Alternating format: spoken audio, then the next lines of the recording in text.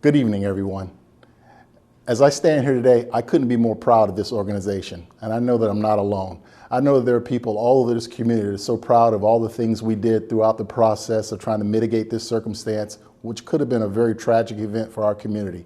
From the very beginning, from helping individuals put up shelters to the very end when we did our jurisdictional reports, this organization showed its value. It showed what it can do for this community. It showed what it can do when it works as a team.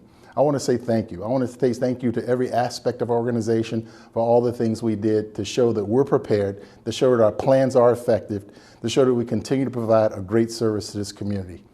Listen, sitting in those executive meetings and being told repeatedly what a great job our people are doing, of all the good things that they see, of going to shelters and seeing how happy the children were to talk to the firefighters, to see how well we integrated throughout this entire process, to see our jurisdictional reports really be amplified and help the committee make a decision as to, hey, what would our next moves be?